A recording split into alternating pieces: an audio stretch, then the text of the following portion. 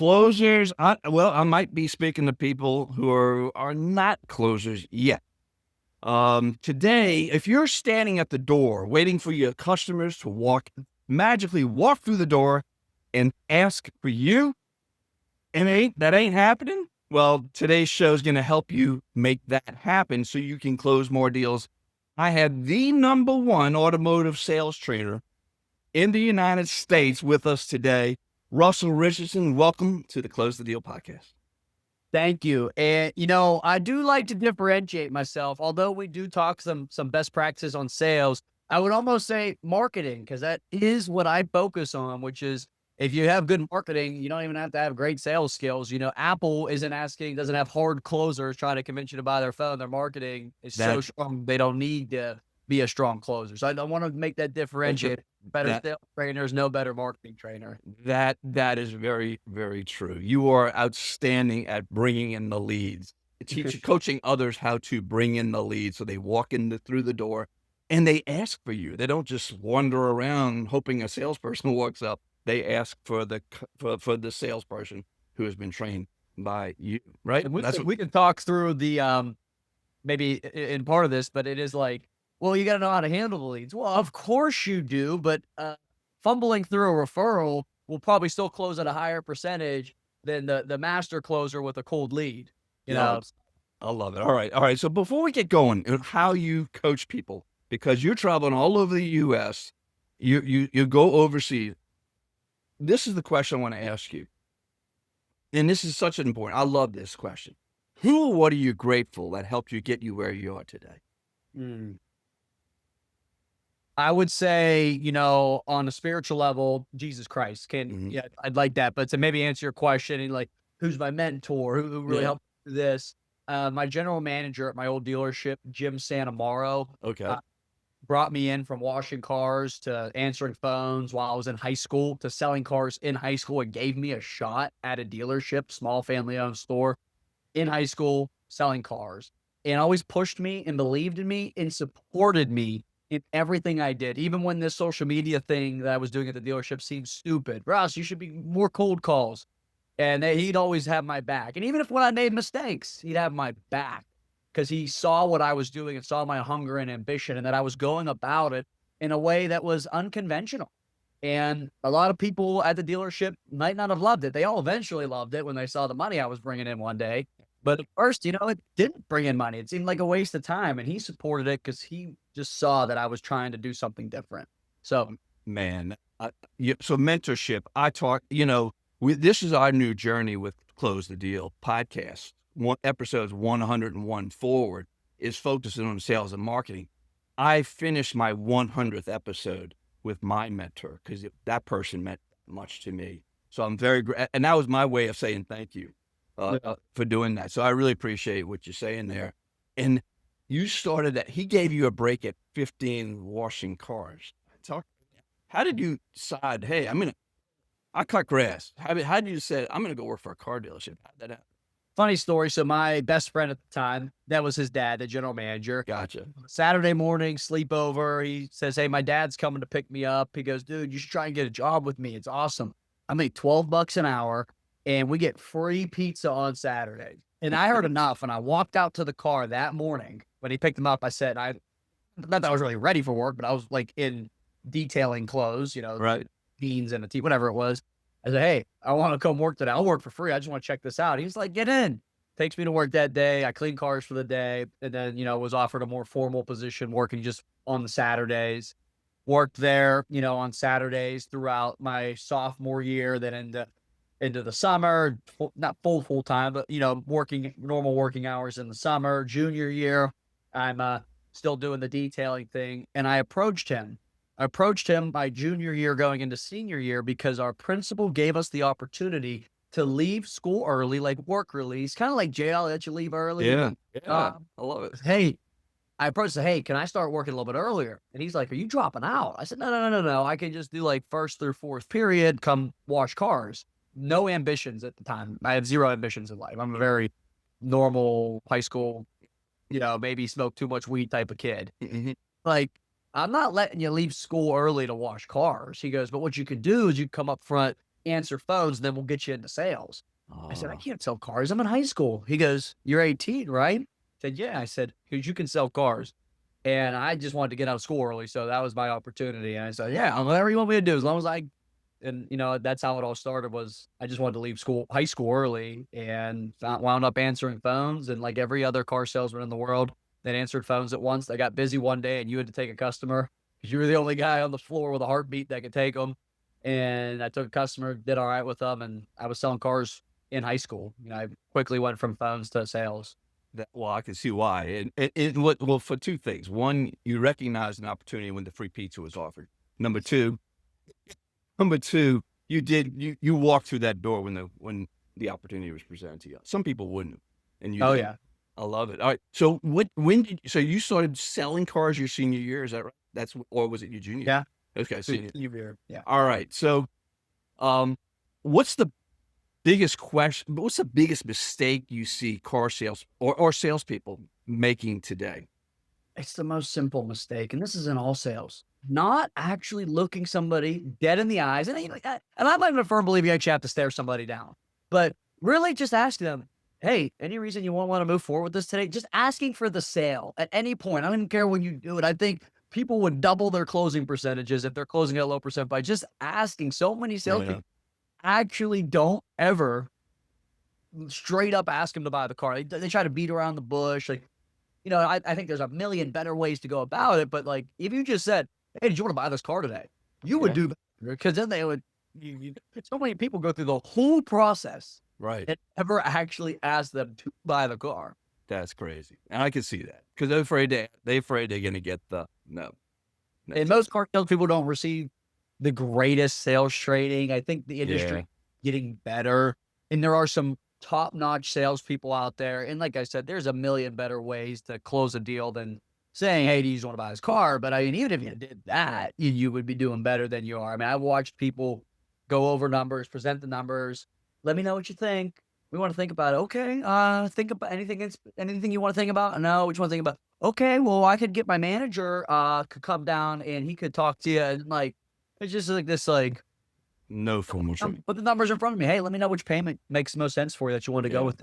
yeah. All right, You know? so you do this for you wash cars, you start selling cars. When you graduated, you said, "Okay, this is what I'm gonna do for a living?"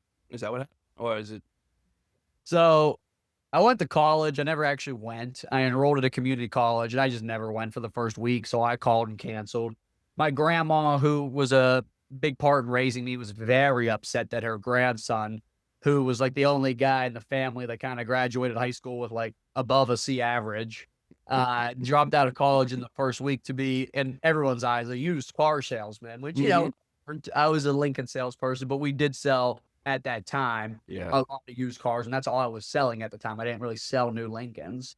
Everyone was upset, but I just saw the opportunity. I saw a guy I worked with who wasn't that great, Hmm. didn't have a whole lot of spunk, who was making 90 grand a year, sitting in his office having people come in and ask for him. And I was like, imagine if that guy actually tried pretty hard. He's just doing that because he's been here for 20 years and he has enough people that know him and like him. Yeah. He got to and that's more money than anyone in my family I knew had ever made, almost double. So I'm like, $90,000 just sitting here for 20 years. I mean, that's more money than I could ever imagine making. So like that was like what really made me want to buy in was like Wow. this autopilot my way to 90 grand. Imagine with a little fire and spunk. So, how did you do your first year? $45,000 what I made my first year. That's not bad. Okay. What At what point did you start using social? Because your handle is Russ Flips Whips on Yeah. Instagram. That's how I don't know, it's the feed magically sent me to you, so I'm grateful for that, and I started following him, like, "This is really fascinating what he does." At what point did you say, "Okay, I'm gonna start trying this to get more people to come see me?" So it was a combination of a few things. I would say lackluster sales on my end, Mhm. 8 to 9 cars, you're an average car salesperson. And I just wasn't happy with that. And our dealership actually made the decision we weren't going to be buying enterprise cars anymore. And anyone not in the industry might be a little bit tough to understand, but I'll make it simple. We would buy a bunch of rental cars and Mhm. sell them on our lot as used cars. And it was a very profitable business until every dealership started doing it, and it became really tough to acquire those vehicles. And we were selling 150 plus cars a month, selling majority used vehicles and a very small portion of Lincolns. You know, we were just like happened to be a Lincoln dealer, but sell a lot of used cars. And the owner was like, "Hey, we can't keep buying these cars. It's not, doesn't work like it used to. We're starting to lose money on them, blah, blah, blah. We got to sell Lincolns." And I was like, "I'm out. I barely sold any Lincolns. If you're telling me I got to make a living off selling Lincolns, I'm out." But I decided that, I'm going to try the social media thing. And there's a longer story behind this, but in a nutshell, I was like, how do I get people I don't know me, like me, and trust me? As a young man, I know one way: social media, and I didn't do it all. I didn't do it at all. I had a Facebook profile where my grandma told me birthday. I didn't do social media at all. And I decided to make a YouTube video on the new Lincoln Aviator when it first came out. Terrible, terrible video. I said over 50 times in 7 minutes, but I just recorded it, threw it up. And by the grace of God, it actually got some traction, got some clicks, got some leads, sold some cars from it. And I felt like a caveman who discovered fire. I'm like, oh my gosh, I can put my products, what I sell, and record them and put it on this thing called the internet. And people are going to look that up and they're going to find me. And they're going to want to. So it was like, I went all in. I just was like obsessed. Like, I can make these videos. And, I started slow, and, my superpower in life is consistency. So I just stayed consistent with it. And people were like, "Oh, it just blew up." It didn't blow up. It was like a snowball. It took time. Been doing it for 7 years. I'll be doing it another 70 years until the day I die. Social media is the way, is the now, is the future. And it just like a snowball effect, just kept bringing me in leads and getting people to engage with me. And it really went well. What year was that you started doing that? Like year 3, 4, somewhere around there? It would have been about year, like 2.5 almost. Okay. So Yeah, about 2.5. when did you start realizing the fruits of that effort? Seeing really, you saw it right away with the YouTube. You got Yeah, really right away. Probably would have been about 2 years after. Okay. I think COVID. And I wouldn't say like it was my bread and butter, but it was working. I'm doing this thing. And then I start doing like TikTok and Instagram. I start to expand all the platforms. And it was a good timing because COVID was like, for every car sales guy, you got no cars in stock. Everyone coming in's buying. You got all this time on your hands. So I used that time on my hands to not sit around and count all the money I was making, but how do I turn this into something bigger? Yeah. And I started going all in on social media: Instagram, Facebook, YouTube, TikTok. Start really pounding it. And probably after about a couple months of doing that, it really started to take off. And I would say from my first video to the like, oh crap, Russ Flip Swips is a thing. He's viral. He's generating a lot of sales. Probably 2.5 years after I had started, which I love that because it wasn't instant success. And I get so mad at my students when they're like, "Been doing it for 4 months and nothing happened." It takes time. So, okay. So what, all right. So you hit a few milestones and you recognize I got something. Then you start changing the way you do your videos, and then it really took off. Is that what is, and about when did that happen, and what was the magic there? So very simply said, a lot of the things that have happened to me in life have been out of necessity. I had to stop making car reviews because Lincoln only makes 4, and I can't review the same 4 cars every day. So I had to do like this style where I talk to the camera. I'm insightful. And if you go back to some of my early videos, I said some stupid things, not like inappropriate stupid, but like maybe not the best advice, maybe not the best insight, but I was trying. I was just trying to just get better at talking to the camera. And I noticed people will listen to me. Why do people want to hear me talk? Yeah. Well, people want to hear other people in different niches and different industries talk. And I made this mistake early on, and I corrected myself very fast. I started making content for car salesmen, and I noticed all my comments were from car salespeople. I'm like, I don't want that. I want consumers. That's where I started into like the Russ Flip, so people know. I started making content that consumers would enjoy. Started making funny videos that consumers would find funny, almost making fun of car salesmen. So consumers would like me. I don't care if car salesmen like me. Maybe now because I sell to car salespeople, but at the time, I'm selling cars. I need consumers to like me, not car salespeople. I don't care what you guys think. Wow. Okay. So let's unpack 3 of the key things that you teach and talk about what you do. You go out. I've seen your videos for people who don't know who you are yet, because they're going to know who you are over time. You travel all over the U.S. I see you walk into dealerships, and I see you in the parking lot, and there's 20 people gathered around you and you're coaching them on how to do their videos. What are the things that you're teaching? Let's hit 3 of them. I'm gonna break this into 2 parts. Okay. One, like a thought process, and then one is I'll give you like actual Okay. tangible Okay. takeaways. Okay. When it comes to social media, I don't even care if you do business with me, but you need to do these 3 things in order. Get started, get education, and get consistent. If you don't do those 3, good luck. Mhm. Getting started, pulling out your phone, making a video. Getting education, I don't care if it's watching YouTube videos or studying the heck out of my content. You gotta get better. And then the third thing is being consistent, because if you're not consistent in life, you're going to do very poorly. Now, tangible, actionable takeaways. First thing you want to do, you got to be on Facebook, Instagram, YouTube, and TikTok. Why? Well, ask yourself this. Do you know anybody that's on all 4? Of course not. Some people are TikTok only, Instagram only. Maybe they use both. Some people only use Facebook. Let's not guess where our next customer, our next follower, our next big breakthrough is going to happen. Let's just 4x our chances of going viral. So that's a huge actionable takeaway. Facebook, Instagram, YouTube, and TikTok. You can do LinkedIn, you can do Twitter, X, whatever they call it these days, but those 4 are a great way to market yourself with short form content. Second biggest piece of advice is understanding a hook. What is a hook? A hook is the first second of your video. On short form content, this matters more than anything. If your video starts with, "Hi, my name is Russell Richardson at Beyond Lincoln. I'm one of the sales guys here, and I want to show you something," people are going to what? Scroll past you. You have to grab their attention with visual, maybe something behind you or the text on the screen. So imagine 2 different videos here. This will give you an idea of what a good hook is and a bad hook is. Bad hook. "Hi guys, Russ Richardson here at Beyond Lincoln, and today I want to show you the all-new Lincoln Nautilus." Bad hook. Good hook. "Move over BMW and Mercedes because behind me is the nicest luxury SUV in the world." Good hook. So you got to have those good hooks. And then 3, I'm gonna piggyback off of the first thing, because this is what we teach. I say it probably a million times in my training. Consistency. Car sales people are the least consistent people in the world. And if you just be consistent at it, you can do everything wrong and still do good, because your competition is not going to be consistent at it, which that gets to piggyback off of what does consistency mean. My recommendation, which you can do more, this is minimum. 1 video per working day you're at the car dealership.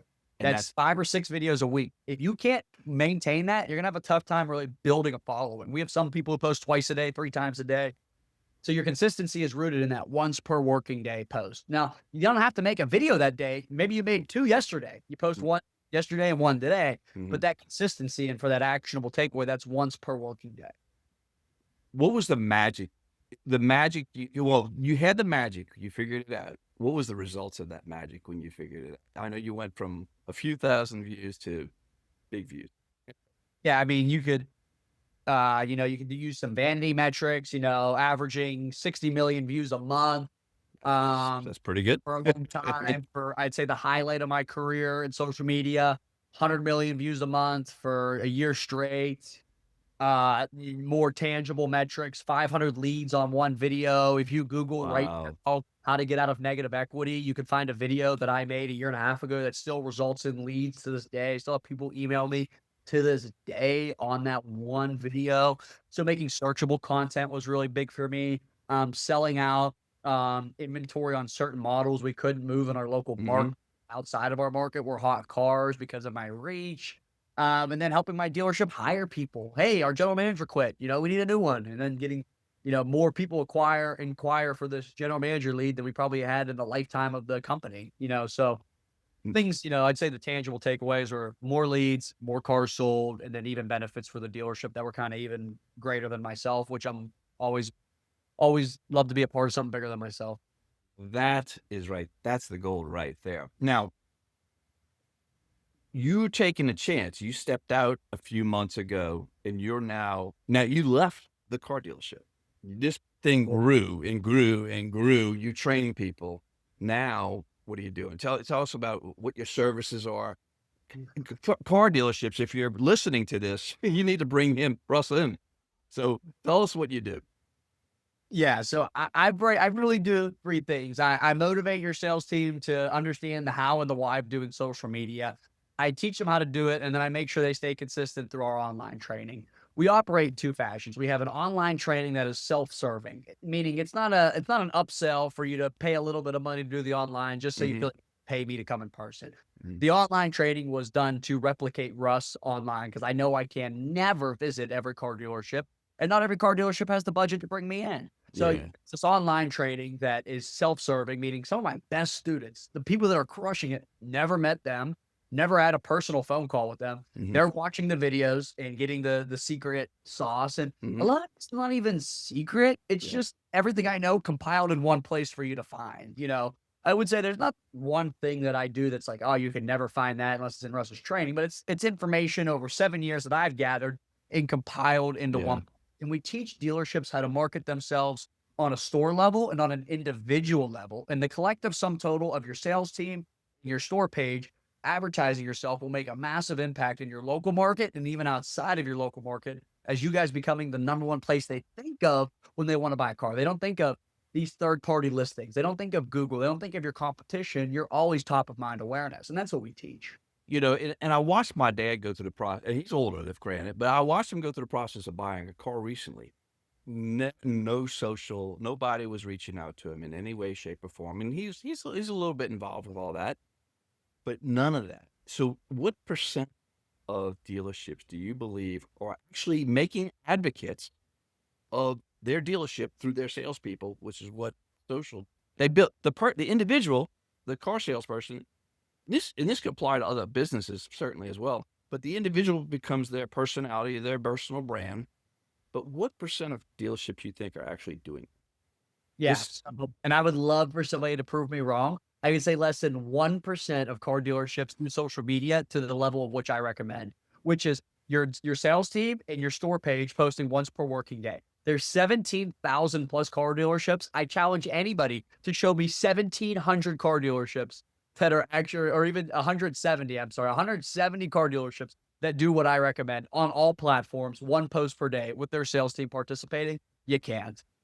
I love it. All right, two more questions. Two more questions. Um, you're in Pittsburgh. That's home base, right? Yes, sir. Okay, Let's so I want to talk about old school sales a little bit. If you had someone coming to visit you to do business, where would you take that person to dinner or lunch?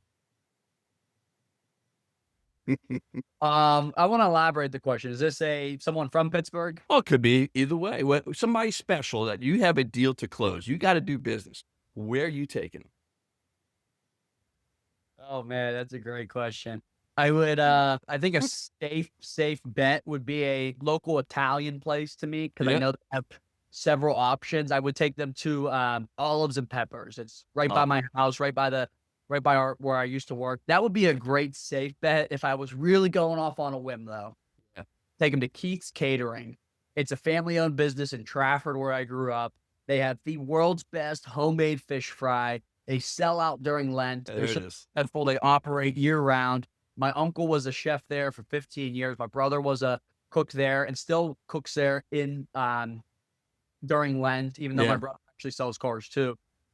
If you have any inkling to like fish, I go there all the time. I love it, and it's 101. You'll never get anything like it again. I'm based in New Orleans. That's all we talk about is food. The passion you just exhibited there matched your sales skills. I love it. All right, last question. If you were going back to well, let's say when you started doing car sales, if you were going back to the first year, your junior/senior year when you actually transitioned, what would be the one thing you would do different?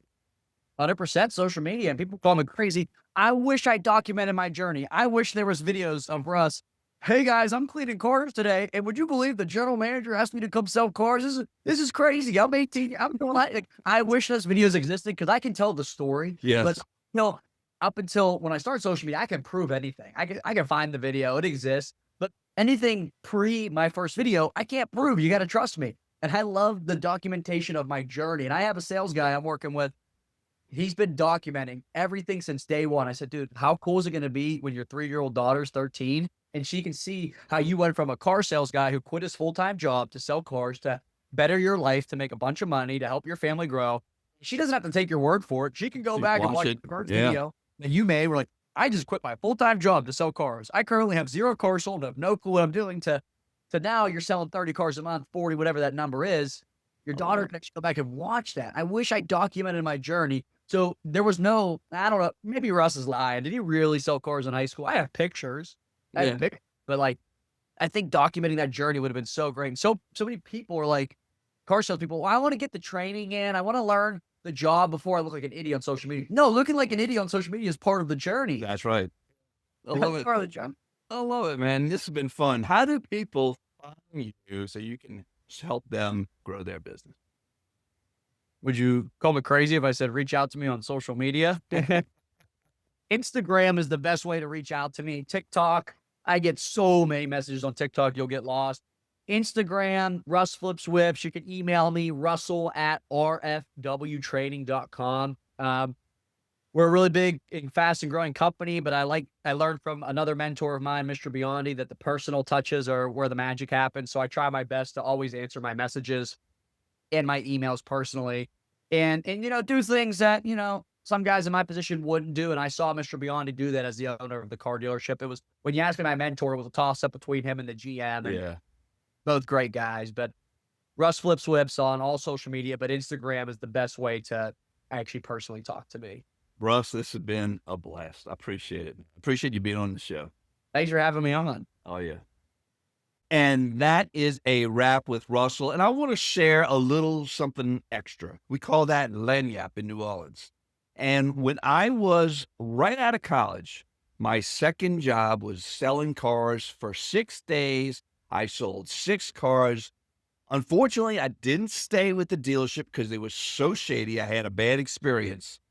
But I learned something that's in complete alignment with what Russell is doing. We talked about the entire concept of this show was, how do you bring the attention to you to do the business? So what I learned at a young age was this. It was a Wednesday of that week I sold cars. It was pouring rain.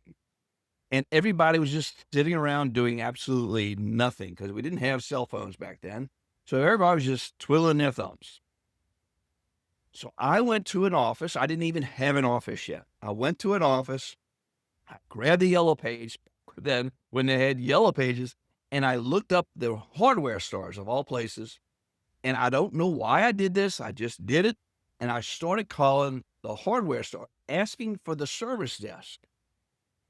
And I asked, when the person at the service desk answered, and there's a bunch of people gathered around the service desk because there were no customers in the hardware stores. So everybody just kind of gathered at the service desk. I said, can you do me a favor? Can you ask the people standing around or near you, let them know we've got a special on pickup trucks at XYZ dealership, and I'd be happy to show them what we got. To my surprise, people did that. I ended up having 2 customers walk in, one that afternoon and one the next day, asking for me because of a lead I generated from outside the store. And I made two of the 6 sales I made were from that. Now, you can do that at scale with what Russell's talking about. At scale, you can generate hundreds of leads. And if you are a dealership and you're not leveraging the team you have, well, guess what? The other dealerships are going to clean your clock. All right, folks, do me a favor. We're creating this content. We've shifted our gears to focus more on the sales and the marketing to drive leads, which is what this entire episode has been about. Do me a favor. And we want to grow this, and we want to be able to provide more content to you. So a simple like or share this with somebody else will mean the world to us. It will help us bring more content to you. Now, you know the drill. Be intentional and make today a great day. Bye-bye.